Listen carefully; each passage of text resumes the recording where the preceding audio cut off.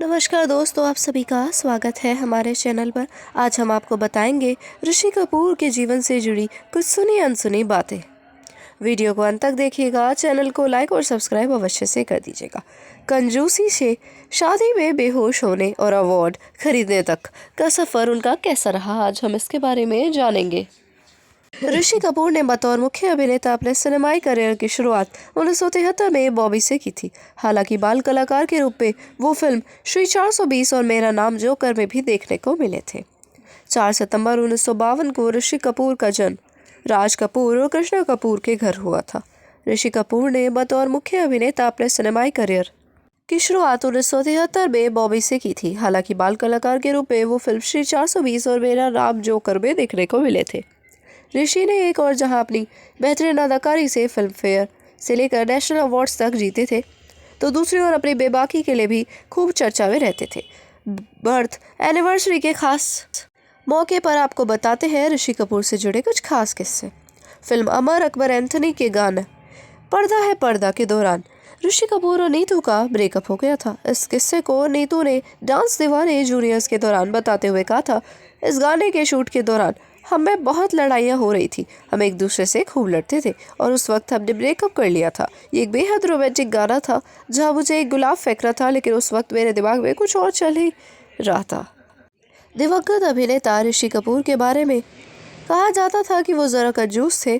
ऐसा ही एक किस्सा नीतू कपूर ने भी साझा किया था।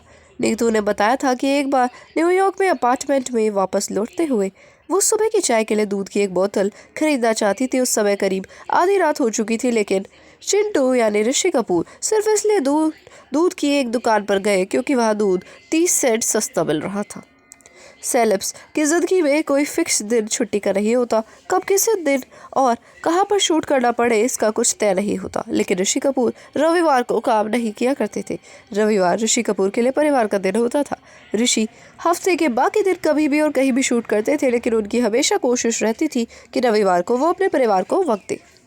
अपनी पहली ही फिल्म के लिए ऋषि कपूर ने बेस्ट एक्टर का अवार्ड अपने नाम कर लिया था, लेकिन ऐसी उम्मीद की जा रही थी कि यह अवार्ड जंजीर के लिए अमिताभ को मिलेगा। इस बारे में अपनी किताब खुल्लाम खुल्ला में ऋषि ने लिखा था, मैं ये बताते हुए शर्मिंदा हूँ कि मैंने वो अवार्ड खरीदा था।